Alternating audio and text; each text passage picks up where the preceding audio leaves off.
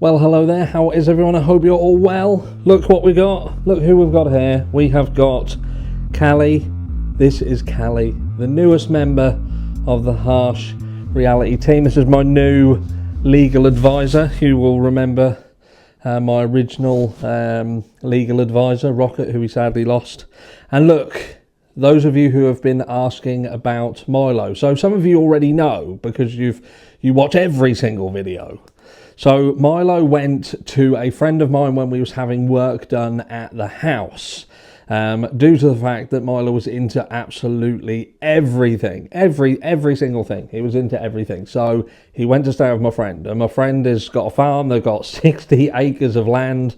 They've got dogs, they've got cats, they've got chickens, they've got horses, everything.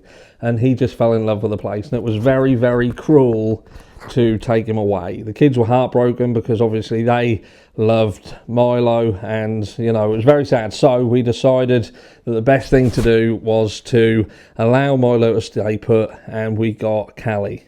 And this is Kaylee looking at the camera. She's not stupid.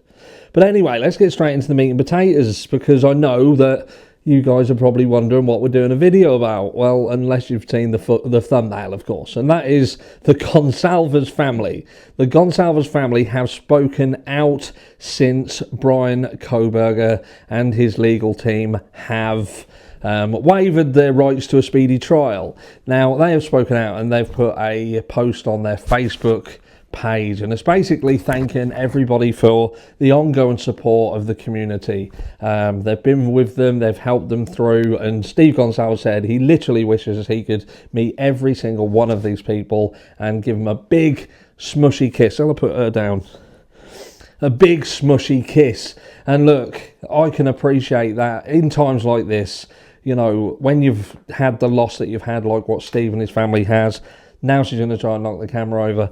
It is literally a case of that these people, when they are showing support and love, it will help to, you know, it can't rectify things, but it can certainly help navigate an incredibly upsetting time. And look, we speak a lot about Bryan Kohberger, and I fear that the victims themselves get forgotten about because they kind of take a back seat. But let's not forget, the entire situation is about them. It's about Kaylee, Ethan, Xana, Maddie. It's about them all, and they are the most important people in this story. And just because we don't talk about them in every video, let's not forget that they are why it's so important to criticize, to scrutinize, to not just accept everything at face value, because ultimately it's them victims who deserve justice. And not only justice for a tick, justice for the right outcome. You know, we want the right outcome. So if it was Bryan, then burn him at the stake. But let's make sure that it is Bryan. Let's make sure that if anybody else was involved alongside Bryan, that they are also held accountable. But one thing that stuck out to me, and I don't know whether this was an old thing going back to the Dateline situation, but it was part of an interview done with Steve Goncalves and his wife, and they were talking about Bryan Kohberger being captured. And they specifically made a statement, and it made me think, what do you guys know? And if you don't know anything, then what are you, you know, Steve Goncalves is one for, he said a few things like they didn't have to go upstairs, and some things that we have scrutinised and wondered what they meant. But what Steve Goncalves said, he talked specifically about Bryan Kohberger or the perpetrator being found. And he said that he hopes that it was the fact that his daughter kicked off and was willing to fight that helped lead to his capture. And I thought to myself, so what do you know? So is there another ace in the hole? Does that ace in the hole come in the form of additional DNA? Some people have questioned whether if there was indeed a fight, if there was a fight and something kicked off, now was their DNA found underneath the fingernails of these victims?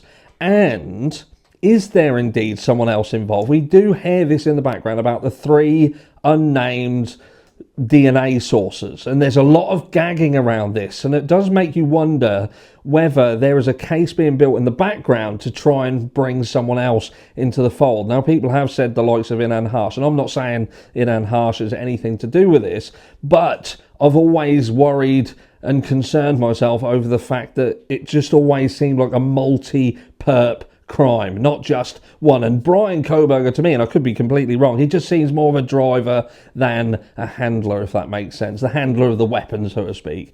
He seems to be more of a, like I say, more of a driver. And look, I'm just saying. But it was interesting to me to hear Steve Goncalves speak specifically about someone being caught, or the help of them being caught, based on the fact that his daughter had indeed attacked or got into an altercation that would lead me to believe that there was evidence found on her. I could be wrong. I could be reading into it more, and like we do with a lot of things that Steve Goncalves said. But let's not forget, a lot of things have been said, a lot of things have been retracted, a lot of things have changed, but there are certain things that he said that makes you wonder exactly what he does indeed know. We know that there was a bit of a shift in his attitude at one point. He weren't sure, he wanted to speak to the roommates and seemed to be a little bit standoffish with them, like they needed, you know, the survivors, witnesses, material witnesses, witness avoiders.